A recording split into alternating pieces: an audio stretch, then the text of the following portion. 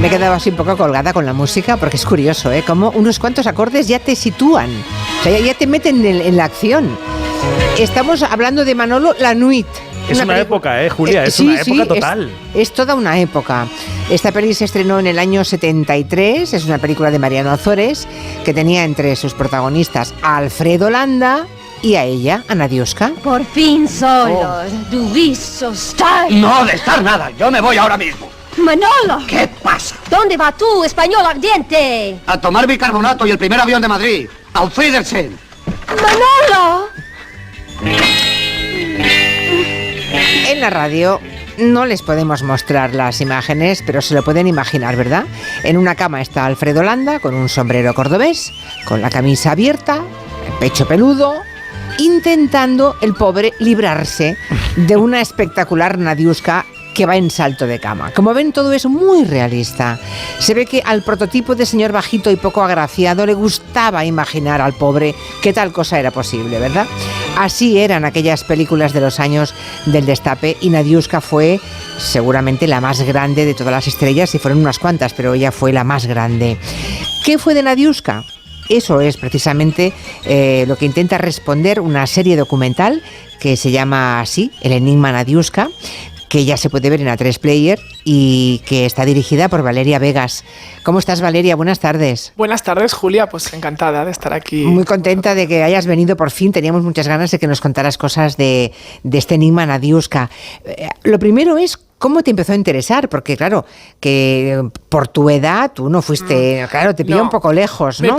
La desgracia de que me pilló lejos, ¿no? Porque a mí me hubiera gustado vivir hasta la llegada del hombre a la luna. Si me plantas en el 69, yo veo la retransmisión del 69. Pero exacto, me pilló a destiempo. Entonces es verdad que la Nadiuska que yo conozco es esa Nadiuska del año 99, que es el segundo momento en el que vuelve a saltar a la palestra, cuando la desahucian, cuando proclama su declive, ¿no? Y los medios se hacen eco de esa situación trágica, porque recuerdo que mi madre estaba viendo la tele, yo no sabía quién era Nadiuska, y mi madre estaba alarmada y entristecida, como contemporánea, ¿no? Claro. De ella diciendo, pero esta mujer, ¿cómo puede ser que le pase esto? Pero ¿cómo puede ser? Pero qué pena con lo guapa que era. Entiendo que es el comentario que hacía todas las madres, todos los padres y todo el mundo, ¿no? Sí, lo acabas de aclavar, efectivamente. Así, tal cual. Sí, tal cual lo cuentas, Valeria. Y levanté la mirada, y entonces vi a esa mujer y mi madre me explicó y me dijo, esta señora, esta chica era guapísima, esta chica, pero sí, eso era lo más.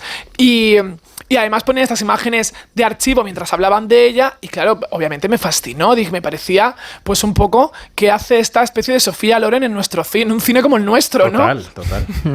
Bueno, el caso es que luego llegaremos a ese momento. Nadiuska sigue viva, Sí. Está ingresada en un centro psiquiátrico, lo digo porque habrá oyentes que digan, ¿pero qué le pasa con Nadiuska? No, sigue viva, está ingresada en un centro psiquiátrico desde hace 20 años, Valeria. 20 años. 20 sí. años ingresada 20 en un años. centro religioso, ¿no? Religioso concertado, sí, lleva 20, desde el 2003 entró, lleva 20 años. Y fíjate que es algo que obviamente no es el destino que nadie querría para sí mismo, pero sí que es verdad que con el tiempo y durante el documental, cuando llegamos a la parte donde ella directamente acaba a principios de los 2000 en la calle, dices, ostras, es que frente a estar en la calle, durmiendo en un garaje, en un banco... Bien está allí, claro. Exacto, desayuna, Sí. come y cena todos los días. Bueno, volvamos al pasado, hagamos flashback al pasado para los que sean de tu generación y en su momento no se apasionaran con lo que vieron y pues se pusieran a tirar del hilo, pues habrá mucha gente de 30 años que no tiene ni idea de Nadiuska. Bueno, era una actriz de entrada de origen alemán-ruso-polaco. Yo no Así sé, es. O sea, en fin, y fue un icono del cine del Destape porque creo que fue la primera mujer en España que enseñó los pechos, ¿no? Sí, en prensa escrita, en una revista que era una revista política, de aquellas que asomaban un poquito, ¿no?, el erotismo por entonces, y los primeros pechos que se vieron en papel impresos fueron los de En Nadiuska. Interview, ¿no? Y luego en Interview la primera portada de una mujer mediática fue Nadiuska al mes y medio de empezar la revista, porque los 6 números anteriores eran de las típicas agencias inglesas que compraban y eran modelos vestiditas y estupendas. En la serie documental se dice que es más parecido al fenómeno de las Kardashian, el de Nadiuska en su momento aquí. ¿Qué tenía? Tú que la has mirado, digamos, desde la distancia, no en el presente cuando ella era estrella, sino luego acopiando todo tipo de material e información. ¿Qué tenía que la convirtió en tal estrella? Pues porque era distinta, ¿no? Ya has apuntado algo muy bueno al principio. Había muchas guapas, había muchas sex symbols, había muchas actrices en ese momento, pero es verdad que Nadiuska era distinta. Las demás eran como más nuestras. Una de Gijón, la otra de Totana, la otra de Andújar. Pero ya sabemos ubicar a cada una. Pero Nadiuska pues es una mujer que había venido de fuera, que decían, la bella que llegó del frío, era como exótica, ¿no? El acento, claro, los ojos, y de repente la colocabas al lado de Arturo Fernández, de López Vázquez, de Alfredo Landa y Arturo Vaya. Y Arturo Vaya que vaya. Y Arturo Vaya, sí. Pero López Vázquez y Landa eran el españolito, como decía Julia, bajito y peludo, ¿no? Exacto, entonces ella era una valquiria. Era tremendo. No, es que además hacían unos guiones que se pensaban de esa manera, imagino que reconfortaban a los tipos que se sentían identificados con, pues eso, con Vázquez, con López Vázquez, con Alfredo Landa. Y les llevaban a soñar un poco, ¿no? A pensar que podían ser ellos. Ya, pero es que las señoras que veían el cine, ¿con quién soñaban entonces ellas? Claro. No, desde luego. Era un cine pensado para que los señores estuvieran contentos, pero las mujeres, ¿qué? No, totalmente, desde las luego. Las mujeres hetero, quiero decir, ¿eh? Claro, los tipos que salían eran tremendos, claro. Bueno, dice en el documental al principio que no estaba loca, que la volvieron loca. ¿Quién, Valeria? Esa frase es buenísima cuando nos la dijo la entrevistada, que es una mujer que conocía a Nadiuska a principios de los 90, ¿no? Y esta frase viene, bueno, por una historia concreta que ya quien la haya visto el documental lo ubicará, y quien no, pues va adelante en el episodio 2, donde Nadiuska se mete en un negocio, era un tema que no se había hablado hasta ahora, e invierte su último capital, ¿no? Que es como jugarte la última bala. Y entonces esta mujer hacía referencia en esa frase a ese momento concreto, pero sirve para todo, ¿no? ¿Quién? Respondiendo a tu pregunta, Julia, pues en parte la industria, la misma industria que la subió y que en la década posterior la rechazó, porque era demasiado icónica, que a veces ser demasiado icónica te puede pasar factura. Su representante también, Damián Raval, el hermano de Paco Raval, fue su mentor. Mentor, representante de ella y de un montón de estrellas más. Un montón, de Pepe Sacristán, Concha Velasco, de su hermano Paco Raval, de Fernando Rey, de las Gutiérrez Cava. Llevaba la mitad del cine español, lo llevaba él.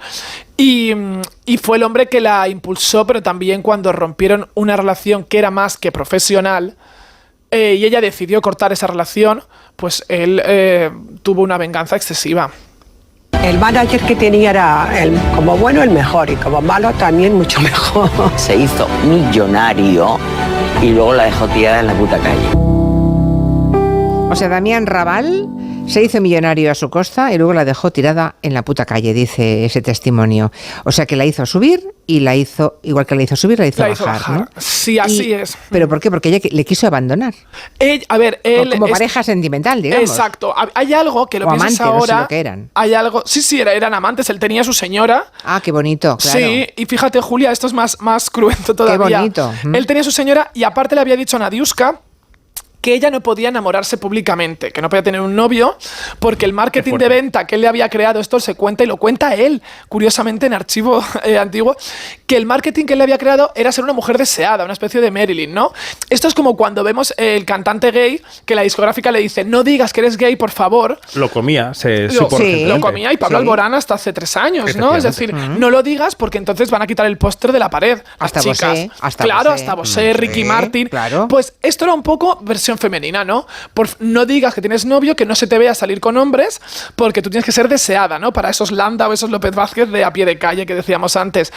Y ella a los 4 años se cansó y le dijo que se había enamorado de un fotógrafo, de Adolfo Ayllón, se cansó, se lo planteó a él y él abiertamente es que lo cuenta en el archivo antiguo y él lo dice, no, es que decidimos romper porque ya había roto el pacto. Y es claro, que fácil, tienes a la señora en casa y al amante también con la pata quebrada. Tampoco puede hacer su vida la muchacha con 20 y algo años. Increíble. Vaya perfil, vaya perfil de individuo, madre mía. Por cierto, que en el documental de Valeria Vega salen varias de las actrices que triunfaron en los 70, como decíamos, fueron un grupo, Silvia Aguilar, Jenny Llada, Sara Mora, Carmen Platero, y luego casi todas cayeron en el olvido. Tengo la sensación de que pasada un poco la epidemia que hubo del destape, que todo era el mismo tipo de cine, es como si las castigara todo el país a ellas. Nadie pudo seguir adelante con sus carreras. Efectivamente, sí. ¿Por qué? ¿Pero por qué? Pues yo creo que por una cuestión de prejuicios, simplemente, ¿no? Es decir, el cine es verdad que es algo cíclico y hay actores ahora de los 90 que eran buenísimos y no los vemos trabajar. Y de pronto, pues a ellas les pasó un poco estás del destape, esto te huele a destape, te huele a transición. Sí. Y parece que ellas tenían que pagar el pato de la factura de esas películas, cuando si la película era regular sería por culpa del director, del guionista o del productor, no de la señora que lo protagoniza. Claro, es ¿no? que los actores han salido todos adelante, pero ellas no, claro. Ellos hacían luego Mi querida señorita, El crack, Los santos inocentes, Ay Carmela, pero ellas arrastraban ser actrices del Destape y esto es como que les restaba credibilidad para hacer de madre, de monja o de vecina, cosa que no es justo, ¿no? Ni las de primera línea, ni las de segunda, ni secundarias, ni demás. Oye, ¿y eso de que había un book de estrellas del Destape que iba entre, así, bajo mano, entre la gente poderosa, aristócratas, terratenientes, políticos, porque había alcahuetas que llamaban a esas actrices y les ofrecían mucha pasta por acostarse con esos tipos? ¿Esto es creíble o no? Mira, te voy a decir por qué me resulta creíble. Ellas lo han confirmado, que de repente les llamaban y ellas no sabían a veces que estaban en estos books, ¿no? Entrevistamos a una mujer que finalmente no quiso salir, es decir, que el miedo sigue, que es la fotógrafa catalana Montse Faisat. Y Montse Faisat ha hecho un montón de reportajes para Interview donde retrataba a algunas de estas actrices, entre ellas a Nadiuska. Montse, además, con su mirada femenina, ha hecho reportajes de erotismo muy bonitos. Pues aún así, Montse nos contó que cuando salía el reportaje de turno, al cabo de unos días la contactaban políticos de alta gama, sí, y le pedían el teléfono de estas chicas si podía concertar algo y demás, de las actrices, y Mons obviamente se negaba, ¿no? Es decir, que sí que había una intencionalidad por parte de ellos de buscarlas. Ya. Bueno, se dice que Nadiuska podría haber tenido ella también una relación con el rey Juan Carlos, se dice. Sí, se dice, Vete a saber si el método era ese. Exacto. En este y otros casos. Claro, exacto. Lo que pasa que en cuestiones del emérito muchas veces él no creo que no necesitaba a nadie de por medio, ¿no? Por lo que hemos sabido después, él iba casi directamente y luego le cubrían. Pero es verdad que en este caso pues el río suena. Bueno, Nadiuska llegó a rodar una superproducción americana, Conan, era aquella película que dio a conocer a Arnold Schwarzenegger en el 82. Allí hacía de madre de Jorge Sanz, que era el Conan niño, ¿no? Sí. Niño pequeño.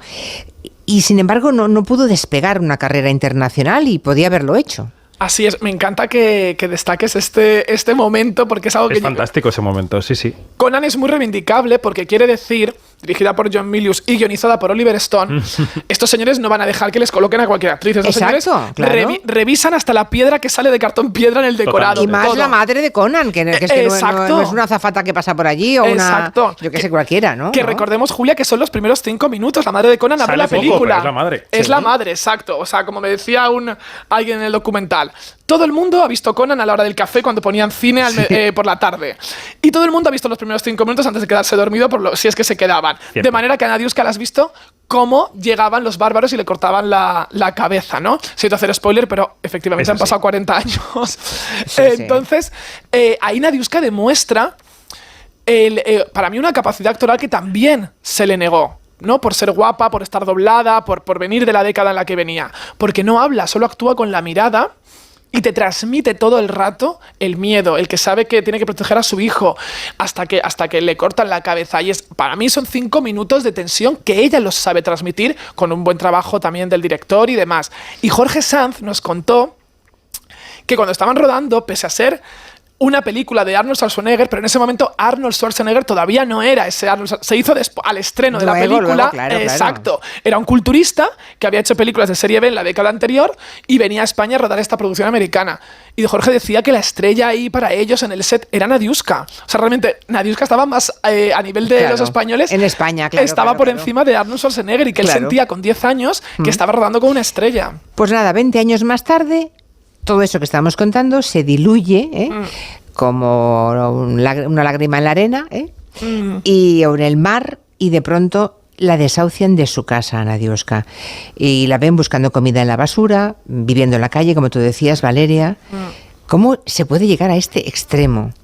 ¿Qué hizo con el dinero que ganó? Aunque ganó más seguro Damián Raval que ella, pero también tenía dinero. ¿Qué pasó? Claro, ganó mucho. Es verdad que seguramente en alguna declaración de hace muchísimo tiempo ya reconocía que le gustaba vivir bien, que era muy espléndida, pero no solo con ella misma. José L. Román nos contó en el documental que al acabar los rodajes invitaba a todo el equipo. Se invitaba a una cena a 60 personas, que igual se le iba ya la mitad del sueldo en querer complacer. Hablamos de mujer apátrida que buscaba, pues eso, ¿no? Hacer amistades y demás. Creo que también otro factor importante es el hecho de que os contaba antes, ¿no? Hubo negocios en los que invirtió y que no le salieron bien. Le hicieron invertir en negocios donde seguramente le prometían algo que no iba a llegar. Exacto, la estafaron. Sí, escúchame, tengo hasta las pruebas de cómo fue a empeñar joyas al Monte de Piedad y demás en los 90 y esto obviamente entiendo que le afectaría muchísimo psicológicamente. Terrible, porque luego reaparece en un pueblecito de Guadalajara que se llama Alcolea del Pinar y allí es la gente del pueblo que la conoció en esa etapa, salen y cuentan que parecía que tuviese miedo, ¿no? Que estuviera huyendo de algo, que decía que ya no podía hablar, que no podía decir lo que le pasaba. O sea que, claro, ahí la duda es, cuando en esa época decía eso, en un pueblo de Guadalajara, ¿es porque tenía un problema de salud mental? Porque está diagnosticada de esquizofrenia, ¿no? O realmente tenía una base esa manía persecutoria. Para mí hay cierta base en esa manía persecutoria. Pues quiero decir, creo que viene por algo, lo cual no quita, creo que una cosa no quita la otra, ¿no? La regla de 3 puede encajar perfectamente, puedes estar afectada en tu salud mental y puede venir de algo, de que te hayan mandado callar o te hayan dado algún aviso o algo se encienda en ti, aunque sea de 20 años atrás, porque obviamente si no... es que es lo que tú has dicho, es que la gente de Alcolea del Pinar de aquel pueblo confirmaban como Nadiuska estaba escondida, al rato dejaba de hablar, se levantaba, se iba, es que había ido como a esconderse en el lugar más extraño más recóndito, que había encontrado. Exacto, detrás de un garaje, de un hostal, durmiendo a intemperie. Oye, ¿y no has tenido, Valeria, la tentación de ir a buscarla, hablar con ella desde ese lugar en el que vive con las monjas, recluida desde hace 20 años? Pues es que no te voy a mentir, he tenido mucha tentación, sobre todo al principio. Pues, a ver, no puedo hacer mucho spoiler, Julia, porque este domingo es el 3er episodio. Ah, vale. Ah, bueno, vale. Claro, este domingo está en A3 Player el 3er episodio disponible. Pero también es verdad que, bueno, es que, a ver cómo lo explico. Nadiuska está mejor de lo que creemos. Creo que se puede contar su historia. Me gusta mucho cómo los medios os habéis implicado con una empatía que quizás no hubo hacia ella hace 30 años. Porque hay algo importante. Nadiuska no solo fue una pionera en el destape, vais a comprobar que fue una pionera en hablar de salud mental. Nadiuska en el 91 ya dice que ha intentado suicidarse en prensa y al día siguiente, como si nada. Y Nadiuska decía que había intentado tirarse por un balcón y al día siguiente, como si nada. En prensa escrita, comprobado. Y acude a Ángel Casas y le dice que está harta de ser una cocolandante, que no puede ser una cocolandante, que le dejen ser una mujer normal, que necesita el respeto de los periodistas. Como si nada. Para mí eso es ser una pionera en hablar de todo esto. Por eso creo que es el caso más triste, pese a que su presente sea feliz, porque creo que a diferencia de otros personajes en declive, por no emplear ese término no tan triste de juguete roto, en este caso creo que con Nadiuska se podría haber evitado. Oye, David, ¿has traído algún fragmento de otras películas de la época del destape, verdad? Sí, por dar algún apunte y completar lo que ya estáis diciendo vosotras, ¿no? Podemos hablar del destape entre el 73 y el 83-84, más o menos, la época fuerte, esa década. Hay quien confunde el destape con las comedias, con las llamadas españoladas. No solo era eso, porque el destape recorrió toda la industria del cine español. Hubo dramas, hubo terror y hubo comedias con destape. En el 74, por ejemplo, Nadiuska ya apareció en la película Chicas de alquiler, que abría un poco esta tendencia. Y en el 75 fue un dramón diría yo, que tenía lugar en Pamplona con un trío amoroso brutal, el que nos dejó el primer desnudo integral femenino de nuestro cine, el de María José Cantudo. Anoche estuve a punto de entregarme a un hombre que ni siquiera conozco. Dejé que me besara, que me quitara la ropa, pero de pronto me fui. ¿Sabes por qué no quise hacer el amor? Porque no eras tú. Hombre, aquel famosísimo desnudo de María José Cantudo. Sí. Se le han recordado durante décadas, ¿no? Sí. Que duraba un segundo, realmente duraba un segundo y la gente tenía que ir al cine otra vez si quería verlo, porque... Claro. Ahí tenéis ya los ingredientes maestros de los personajes que les ofrecían a las actrices que tenían la suerte de ser guapas. O sea, los personajes eran inocentes, martirizadas por la culpa, sedientas de sexo, por supuesto, abnegadas a todas horas. La propia Nadiuska en Último Deseo, una película de terror o de thriller, digamos, en la que la humanidad está un poco amenazada, frena a su amante porque en mitad de esa crisis ella quiere hacer el amor. Seguiremos con vida. Nos están esperando. Vamos. Aún no. Seguiremos con vida si escapamos, pero primero vamos a la cama Aún un rato, ¿no? Es tremendo. Vamos a la cama. Es tremendo. Incluso los personajes más fuertes, como el de Victoria Abril en La muchacha de las bragas de oro, siempre aparecían bajo la voluntad de un hombre que cuidaba de ellas o que las dominaba. ¿Recordáis este diálogo que vamos a escuchar ahora? Veréis. Era la adaptación de la novela de Juan Marsé que hizo Vicente Aranda en el 80. Te he odiado, tío. Lo siento. Espero que no estés tramando alguna venganza feminista contra este viejo imbécil. Pues mira, ya que lo dices, había pensado ponerme una gilete en el coño para el día en que te decidas a penetrarme. Criatura, ¿qué te han hecho? Criatura. ¿Cómo eres capaz de pensar cosas feministas por ti Claro, misma, ¿no? ¿qué te han hecho? Qué barbaridad. Todo esto en el terror o en el drama, pero por supuesto hubo mucha comedia después del reinado del landismo, que pertenecía un poco a la etapa del régimen, y ahí los desnudos no abundaban tanto, aunque apuntaban. Llegó la tanda de películas protagonizadas por Esteso y Pajares. Hoy. Hombre, Los Vingueros. Otra de las músicas, ¿no? Los Vingueros podemos citar, por ejemplo, o Los Energéticos, en la que, por ejemplo, Pajares asiste boquiabierto a la ducha que se está dando en mitad de un patio, así porque sí, el personaje de Sara Mesa. Uy, ¿seré tonta? ¿Me acercas el jabón, Agapito? Sí, claro. He dicho Sara Mesa porque ayer hablamos de la autora Sara Mesa. Mora, Sara Mora, sí, sí. Sara Mora. Que ya las Saras se me han cruzado en la cabeza. Ese seré tonta, ¿no? Lo entonaron muchas actrices muy valiosas por exigencias del guión. Habéis nombrado muchas, pero podemos añadir a Ana Belén, a Agatha Liz, Susana Estrada, Charo López, Eva León, Adriana Vega, Rocío Dúrcal, Bárbara Rey. ¿Cuántas, no? Muchísimas. ¿Cuántas? Tuvieron que desnudarse. Sí, sí, es que en aquella época, si no, no podían hacer cine. Sí, y perdonad, Julia, un inciso. Gracias a que ellas se desnudaron, porque es lo que había en ese momento, sí o sí, o sea, eran guiones constantemente con este estilo. Luego hemos visto con mayor naturalidad los desnudos de otras actrices, que también es el desnudo existe, ¿no? Como parte de una historia, de una secuencia, y hemos visto con naturalidad desnudarse a Maribel Verdú, a Aitana Sánchez Gijón, a Ariadna Gil, a Penélope Cruz, a Victoria Abril, claro. Es decir, pero hacía falta que hubiese una hornada, ¿no?, de primeras mujeres encumbradas como sex symbols que lo hicieran, y para mí fueron muy valientes. Si esta generación empezase a hablar, has dicho, me parece, Valeria, estaríamos ante el primer Me Too español. ¿Por qué no han empezado a hablar? ¿Por qué no lo hacen?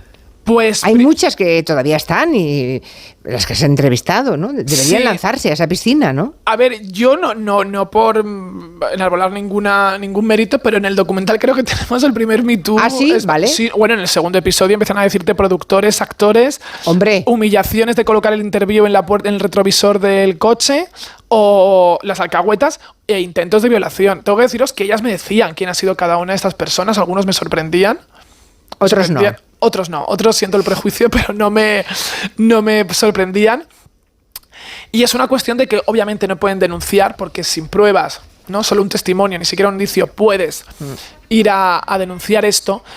Pero además, se junta también el caso de que eran mujeres de 20 y pocos años en ese momento. Unas Jenny niñas, Yada, unas niñas. Jenny Yada me decía, es que yo ni lo contaba, porque yo pensaba que van a pensar que yo tenía parte de culpa de esto, ¿no? De que el productor me persiguiese por una mesa. Muy propio ese comentario y esa sensación, claro. Claro. La que tenían todas las chicas, ¿sí? Y en la España del 70 y medios, ¿no? Es decir, que ellas pensarían, es que la gente va a pensar, algo habrás hecho tú, ¿no? Esto que se decía de, es que tiene la falda muy corta, luego lo que ha pasado es algo habrá hecho. Exacto. Muy interesante. Valeria Vegas, enhorabuena por este enigma Nadiuska, que Gracias, ganas Julia, de verlo. Y bueno, hay algunos que dicen, ¿y por qué es en la 3-player? Bueno, pues ya luego ya vendrá el abierto también, claro, ¿no? Exacto. Pero pagar vamos, que por los buenos contenidos también se puede. Pero hay que pagar por los buenos contenidos, eso es. Gracias, Valeria, un beso muy grande. Un beso grande, Julia.